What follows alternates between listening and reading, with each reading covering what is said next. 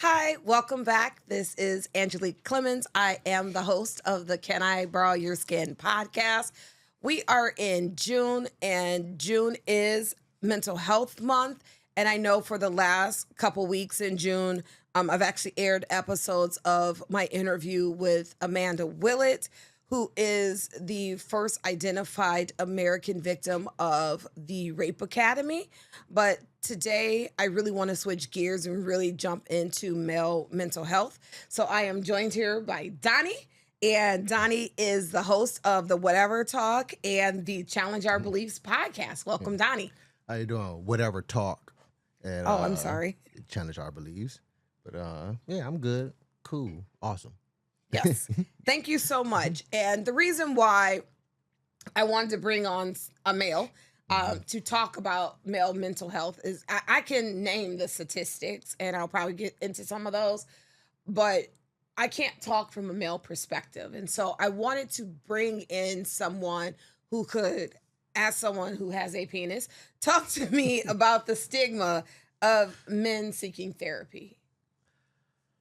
I don't really know. Well, I'm aware of the stigmas, but Right. I don't really go by them. Like I don't believe in them per Okay. se. I guess that's what I'm trying to say. Um, yeah, I can only speak for myself. I don't know about. I don't even like talking in men and women aspects Okay. because men and women do the exact same thing as far as stuff that we get talked about. Right. Mm. But in terms of statistics, and these have been proven by the National Institutes of Health, and when you start talking about the American Association for Anxiety and Depression, and it's been published for years and years and years, that when men have an issue in terms of mental health, they don't seek, whether it's a therapist, whether it is even reaching out to friends and family, which I feel that having your core group of people that you talk to is so very important. And to get into some of the statistics, men are 2 to 3 times more likely to misuse substances than women because they do not actually seek professional help or semi-professional help when it comes to anxiety and depression. And 1 in 8 men are actually diagnosed with depression. But of that 1 in 8, out of them, only 40% will actually seek help for that. And so, and 6 million men just in pure numbers. And so I'm trying to figure out, like, for me, I have had a therapist for over 2 decades, and I've switched therapists based on where I live, and honestly, based on the compatibility with the therapist as I've moved through life. And even if you don't seek a therapist, and I absolutely get what you are saying, what are some of the ways that you personally like to be encouraged? Because I know what encouragement I like to have. I know what my friends and family and my spouse enjoys. Like, in general, are there some things that all men would like to hear, or all women you feel like to hear, or you self personally? Like, how should we be encouraging each other? Uh, don't seek it. I don't seek encouragement. Okay. Yeah, I encourage myself. Okay. Like, yeah, I don't. Yeah, that's how I do it. Like, I don't seek encouragement. I do what I want to do, how I want to do it. Okay. You And know, then but something doesn't work. it didn't. I try it a different way. I do. I listen to other folks. I take in Okay. consideration, but I don't look. I don't seek encouragement. I don't need anyone's approval to hype me up. I don't look for Right. hype men. Right. Yeah, if that's what you, if That's what not you're what I'm looking. saying. Okay. Hyping you up and finding encouragement in your environment are not the same thing. A hype person is someone behind you going, yeah, yeah, yeah, even if what they're yan is not a good thing. An encouraging word is, you did great today. That's not hype. Gotcha. Yeah, I don't seek that neither. Okay. Yeah, to me, I look at that as, I mean, I understand that that's out there in the world, or I think people think they need that versus people actually needing that. Right. But so I'm aware that, hey, if you think this works for you, I mean, it's working, I suppose. Okay. But me myself, I don't need encouragement. Like, well, if I like it, if I get what is that inspiration from it, Right. I'm on it. All I need is to think it, and Okay. then I'm on it. Self-actualization. Yeah.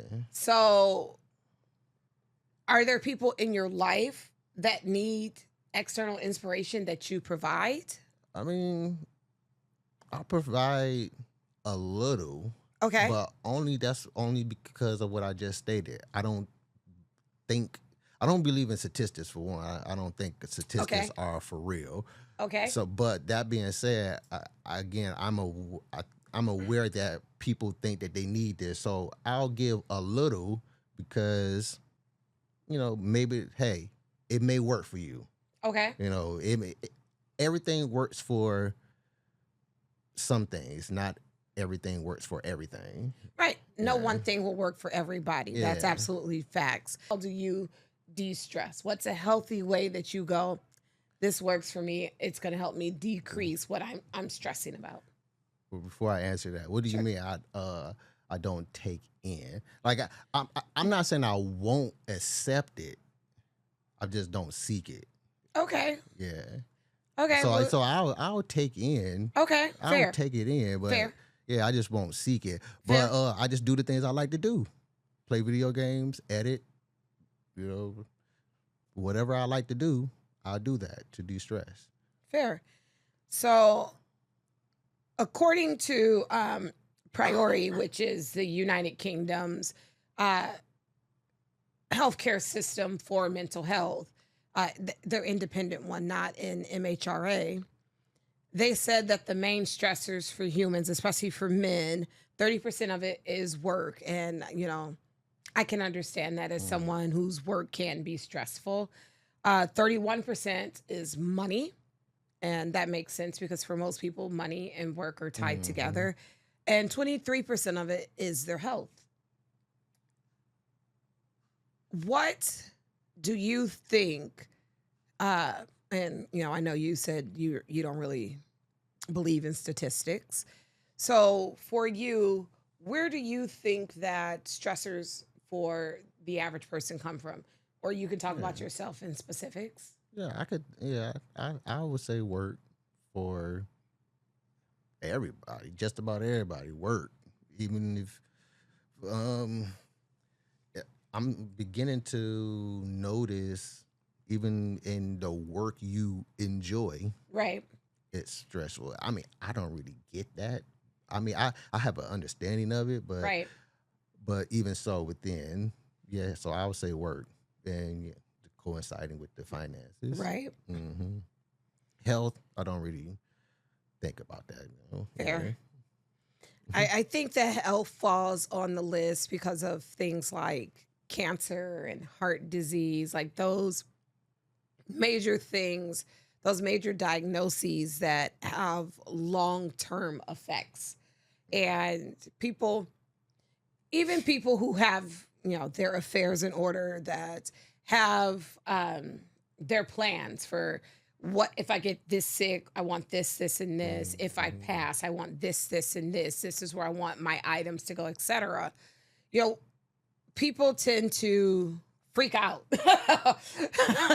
I say for no reason, but yes. when you get a cancer diagnosis or your when heart. you get a cancer, Yes, okay. that's exactly Yeah. when you get that diagnosis. So when you have that health issue, you find out you have cancer, even if it's stage 1 and treatable.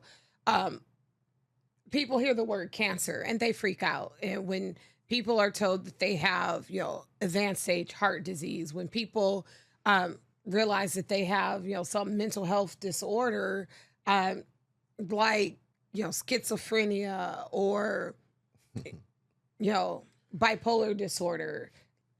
I think it's commonly known as facing your fears. So you will do a bunch of stuff that you don't even like. To me, you don't really need to like. It's no need to jump out of a plane to face a fear. Like I So think yeah, that's a logical reason to fear you can put that. yourself into a negative feedback loop by Yeah, trying to do things that may not even be part of your normal everyday life, and you may never actually do or see or yeah, experience because you're in this idea that I have to face my fear. I yeah, have to, put this behind me and on the side of me. And so I must, go into it head first, I believe is what they say. I yeah. must go into this head first. And, people are afraid of, a spider. So they put themselves in a room full of spiders. That Mm-hmm. that whole that whole negative feedback idea That's that crazy you're to talking me. about. Yeah, that's I agree crazy. that that is not necessarily logical. Um, I absolutely agree with that. I do know that they are healthy ways that people can seek to give themselves oxytocin. So, sex gives you oxytocin, drugs can do it, and, cooking yourself a good meal. Like, for me, it's cheese. I'm lactose intolerant. So, when I am in a bad mood, I will go get some cheese. And it sounds gross with some dark chocolate with some nice Parmesan. Man, Gross indeed. Gross indeed. it sounds gross to people, but if you don't put the cheese and the chocolate together, but you eat a piece of chocolate and you're like, okay, drink some water, then you have that good cheese. I'm just saying. But so when you know that, and when you are being prescribed something, if you have depression, usually there is a breakdown in that chain where your dopamine doesn't release as much neurotransmitter as you want, like the natural system. And so you have you seek this additional oxytocin. And so that's where you get people that have, they take the less desirable ways to get that dopamine release. And whether it's, having increased amounts of sex, and if you're not in a relationship, you seek all these different partners. Or this is how some people become drug seeking, and they start misusing substances, and it's just to release that neurotransmitter, to get that oxytocin release.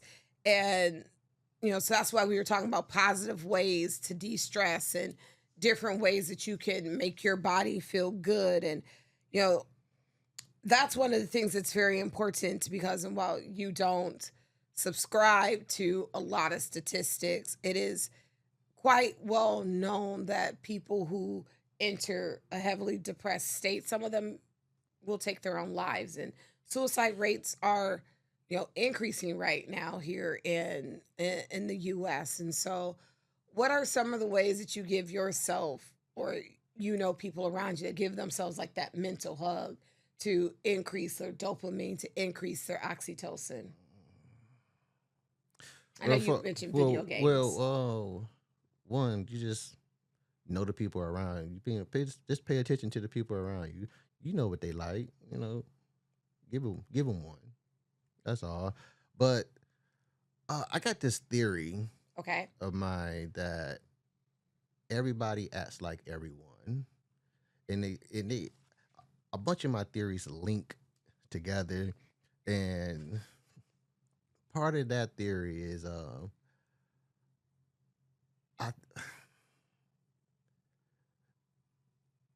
I think do things go the way they go because you treat them as such. That what I mean by that is I don't think people are really feeling these ways. I think people are feeling the way they think they're supposed to feel given the situation. And I'm just going off the things I've been perceiving and paying attention to and reading up on myself. It, For example. just example of what you mean of what people acting like everybody or everyone No, acting like people the you said that people act this way because they feel like they have to act this way. yeah. It's like to me, what I'm trying to convey is women and men are raised to be what society deems a woman, a woman or a man. Neither one is being raised to be themselves who happen to like things. Neither one of they're being we're being groomed to be providers, protectors, and what all this, whatever else a man is supposed to be. Okay. But and men are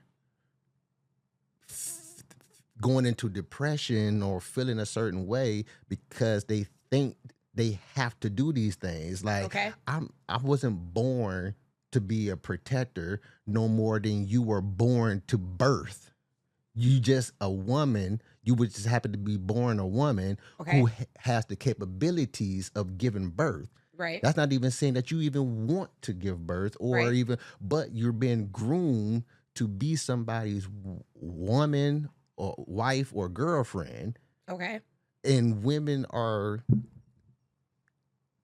it seems like women are taking that stance Okay. and vice versa for men. So So, you're kind of getting into the idea of, go ahead. yeah, sorry about that. And I wanted to add to that by doing these things, somebody had I hear this often about, maybe I could tie it into what you were saying, is people who are in these states that you're talking about. Anxiety and depression states. Yeah. Okay. And they talk to people, hey man, what do you do? What do you do? What do you do? And everybody, and I think that kind of adds to everybody acting like everyone, because you're doing a bunch of stuff that you know you don't really think is cool, but instead of doing the things that you know you like to do, Okay. you're avoiding all of that to do what other people do for whatever gets them off, or Okay. and that's what I'm trying to convey. That's what it seems So like to me. so I if I'm gathering this correctly, and I think I picked up what you're putting down, that there are some people who are anxious and depressed because they're trying to live up to societal norms, and these are not the places that they want to be. Yeah, we're living by societal morale for the gender that we are, rather Okay. than our own morale that we claim to have. Okay. So I think I agree. For example, in our society, just because phenotypically the statistic is very low, therefore, most people raise their children to be, heterosexual, phenotypical, stereotypical, what they're born. And because of that, there are certain expectations that are put on people.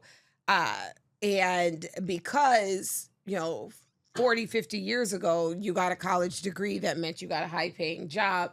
So a lot of people build their child's future based on those sorts of things. And so, yes, if you are a non cisgender person, then it can be depressive for you to, or you get very anxious to not live that role. If you are someone who does not want to go to college, it could be depressive, or you could feel anxious to tell your parents, I don't want to go to college. If you are a female and you do not want to have children, it's very depressive or anxious because you don't want to experience life with having to tell a partner, actually, I don't want kids, because that's an expectation that society puts upon you. But it's up to you to want and or conform to that societal norm. You're the one conforming to that. Correct. You're the one worrying about the imagery of others. Right. So, So, so I picked up what you put down. I mean, yeah, you got All right. it. Here I go now. And I think that kind of ties into the topic of, you know, generational trauma and damage. some of the ideas that you are expected to be a certain way, you're raised to be a certain way, and this is what people want you to be. And to go even further on that, you have, you know, I don't know how old you are, but for me, in my parents' and grandparents' generation, you had the whole idea of what happens in this house stays in this house, and that it didn't matter if it was physical abuse, emotional abuse, sexual abuse. You kept that to Hmm. yourself, and people are still dealing with the trauma of that, and um, you know, as a family, as a group, as a society, what do we do to combat that, especially when it comes to, especially for young men who had to deal with some of those things? Sure. I don't know. I think it just got to deal with the human psyche. Uh, I think that's what that got to be more part of. You gotta become what we would call that much more fearless and chuck it up. But at the same time, I think what I don't know. I think the only thing I could think of that comes to mind is somehow humans got to start thinking what we will call more maturely at a younger age. Okay. Not necessarily stripping away their childhood, cause I say that's like whack. Okay. But at the same time, like gotta think like a big person, Okay. like now. Okay. Still have your childhood because we gonna take care of you, but Right. think, even if mommy and daddy is telling you, go and jump off that bridge, think, No, think. mommy and daddy, jumping off that bridge looks dangerous. Exactly. I think what we call generational curses are being broken all the time. Agreed. It's who's going to uphold that, Okay. because the same when we talk about the kids, they're their own. They're They're their their own own. They're person. their own. No matter what we teach them, I doubt that there's. I ain't gonna say it's people not, but so let me take that back. What's the chances of that person raising a gangbanger and that person actually be like, no, nobody's raising somebody to be a gangbanger, but Right. It's a their kid, situation. but their kid is Yeah. a It's a gangbanger. situation in which they found themselves, and a lot of it is compounded with things like poverty Hmm. and lack of access to education, lack of access to Hmm. libraries. Like growing up, there was a library. There were like three within a mile of me. Now, where I live, the library that was within a mile of me is gone, and the closest library is like 5, 6 miles away. As Hmm. a child, my Saturday mornings after cartoons, I went to the library and I had a ball hanging out in the library. Now, kids in my neighborhood can't do that but without a car. also at the same time, that variation to me is coddling society, Okay. because we don't need a library no more. Your library is in your hand, and you're in the library all the time. Yes and no. There are certain things that aren't indexed. Absolutely, So absolutely. But you can still get to a library, though. Yeah, it's harder. It's it's a lot harder. harder. It is harder for sure. But for the most part, you can't let not getting to a library um block you, because it's right As a here. 10, It's right 11, here. 12 year old, you know, Yeah, we was outside all the time. At least I right. was. You know, there are certain things you can and cannot do, especially as a parent when you're limiting screen time. You're not going to force your child to use their limited screen time to go to the library. And so that going outside, making that effort, going to that walk, that meant something. Um, One of the things I want to mention before we stop and get to some of the statistics I want to talk about is the male loneliness epidemic. We have This whole idea that men are lonelier now than they have been because there are less women that want to be in relationships with men because they don't see the benefit in the relationship with the men versus their own personal peace. That is what the male loneliness epidemic is. And it, in this male loneliness epidemic, there was the idea that, well, women aren't lonely because they have their friends that they can lean on and get support from.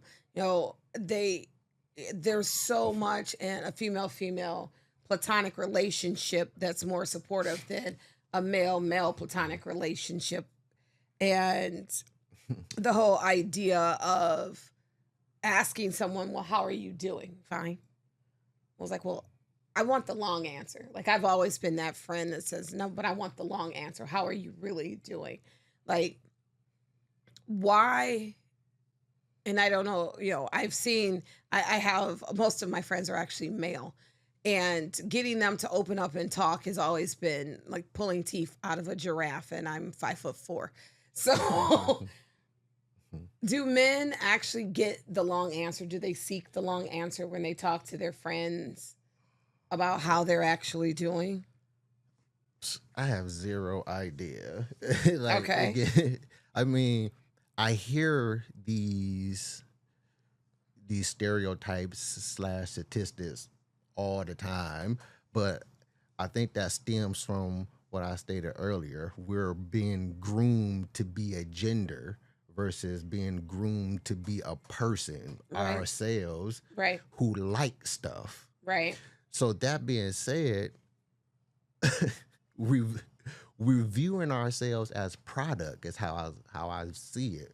Okay. Especially when we start off when we talk with women B and men B, that's a product to me, Okay. because women and men B the exact same stuff. Men don't cheat better. Women don't cheat better. Men don't cheat more. Women don't cheat more. They both cheat. Right. And we keep conforming to these stats and This isn't a statistic. well, no, well, I'm that my bad. What did I what was it called? You were talking about conformity to the Stereotypes. idea Yeah, of stereotypes. that's my bad. But the stats add to that is what I'm trying to Okay. why I'm mixing into that, because what I said earlier, do things go the way they go because we treat them as such? My theory is, I think a lot of us is acting out our emotions rather than actually having the courage to feel the emotion that you think that you're supposed to feel. Like, are you jealous because you think you're supposed to be jealous given the situation that you're in right now? Or do you actually feel the emotion jealous? Are you angry because you think you're supposed to be mad right now? Or do you actually feel angry right now? Right. And so we keep viewing ourselves as product. Okay. Men are lonely because women got friends.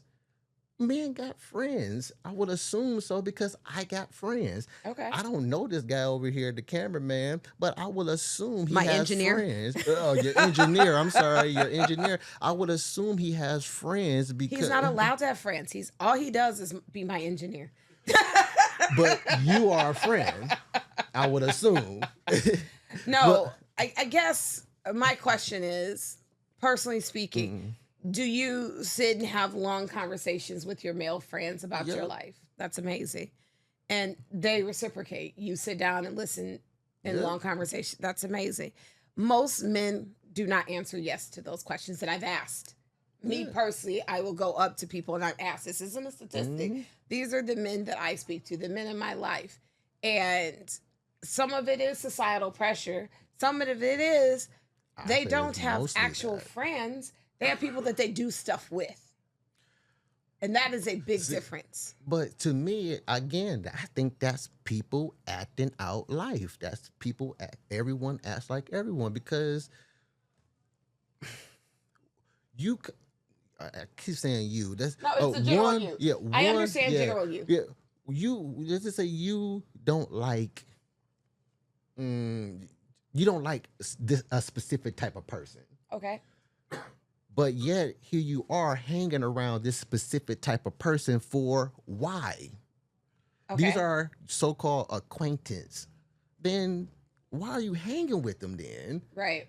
It's like why are you putting yourself in situations that you don't like? Why are you putting yourself in situations that you don't feel cool in? But you're trying to invoke something. You're trying to invoke a life. I'm like, you got things you like to do them. Don't worry about me. Don't worry about other people's imagination on your life because you know that no matter what you tell somebody, they gonna believe what they want to believe, no matter what. Right. There is Mhm. that saying that people make up their mind about you within the first 5 minutes, and regardless of what you say or you do, they're gonna keep you in that box. Yeah. And most people who have conversation don't really want to have the conversation. They're just in it to fill time, in it to fill space. To me, I feel like a lot of dialogue is being reused in virtually every conversation. Interesting. No one is actually thinking for themselves. They it's to me when I hear conversation, I don't hear integrity. I hear somebody feeling a societal way and afraid to think, afraid to speak their thoughts, afraid Okay. to speak them. And because of the imagery of others based upon what they're going to say, Okay. rather than just saying it, express yourself. Express yourself. Like, be you. Especially when you already have it in your mind that other people are going to believe no matter what they want. I mean, going to believe what they want no matter what. What you say. So, So fair, fair point. To kind of wrap up this conversation, um, I'm gonna end on a few statistics. Your favorite thing ever. Um, with it being Male Mental Health Month, the Anxiety and Depression Association of America states that there is what they call the 40% rule, that 40% of men will never discuss with anyone their mental health. And this is whether it's good, bad, or indifferent. Most men will not, 40%, that's not most, less, almost half. mhm. And this is a statistic that has been proven over and over again that Mhm. 60% of men who commit suicide have never had any prior mental health documentation. So they've never been documented as having any anxious thoughts, any depressive thoughts. They've never had any suicidal ideation. Everyone thinks that they're the happiest, Mm. healthiest little person. And you see it all the time. And in my personal life as a toxicologist, you'll get an Oxycontin overdose. And, I'm looking at stomach contents and I'm seeing how much they consumed and ingested and or injected into themselves. And, you talk to the family and it's clear that this is a fatal. This isn't someone that was trying to recreationally use. This was someone intending to take their life, and you get background for the investigation. So you get all this information when you're doing some of the testing and you're having these discussions to see, well, were they just a chronic user that used too much and etc. And it's like, no, based on what's in their system, in their blood, in their urine, in their stomach, in in their eyeball jelly, you were like, this person was intending to do this. Like they were trying to take their own life, and they're talking to the family and they're discussing things, and it's like, we thought Billy was happy, and so you're like, huh. And that's actually very common. And so, one of the things I do want to say, now, I myself have used it, not because it has suicidal ideations, just because it was late at night. Everybody I knew was asleep. There is 988. It is the suicide and crisis hotline for all of the United States and all of Canada. And it is trained therapists who will just listen to you. Like, I called them once just to, what do the kids call it? Crash out about Hmm. something going on in my life. And I didn't need the person on the other end to say anything. I just wanted to talk and talk through things. And sometimes we all need to just talk through things. We don't need to hear anything. We don't need any encouragement. We just need to, because sometimes one of the ways humans learn, and I'm one of those people, you have your visual learners, but then you have your learners that have to Hmm. like draw things out in your brain. And so you need to talk through it. And Hmm. it's great to have that sounding board. And sometimes you don't want that to be your significant other or your friend or your spouse or sometime, because you unload onto them and they feel like they have to help. And sometimes you just need that person to talk to. Only if they're not paying attention, they feel like they have to help. Yeah. Or they could be paying attention and they think they're doing the best thing is to I help. mean, yeah, but at the same time, I think it's more you're not paying attention. Fair? You know. But I agree with your statistic. But I agree with the stats because I think uh, most men don't talk because most people don't talk. Fair? Most people don't be straight up in conversation, and I feel like it's kind of a cop out to only if you're being straight up at this point, Right.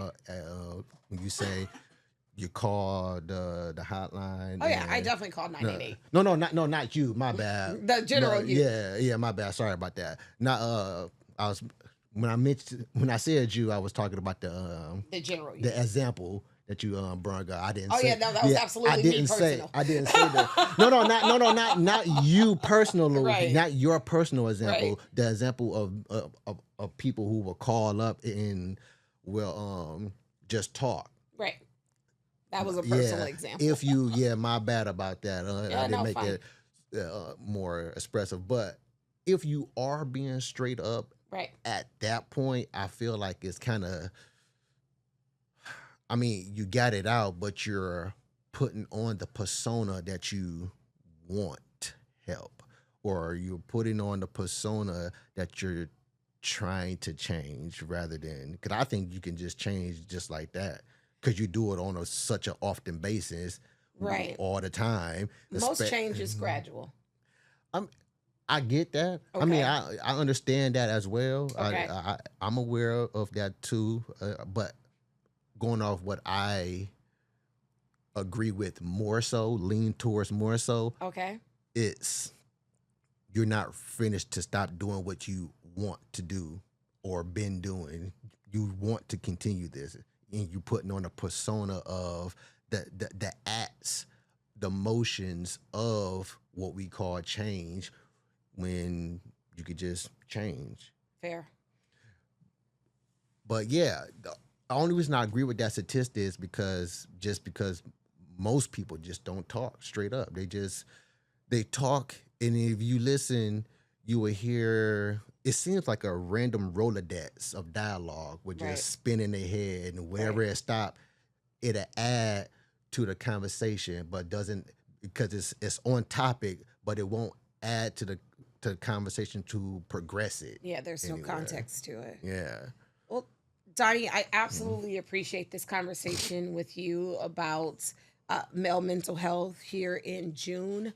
I will say that I am a proponent of giving yourself a mental hug uh, when you actually talk nicely to yourself and you do things that make you happy, whether it's chocolate and cheese or it's playing a video game.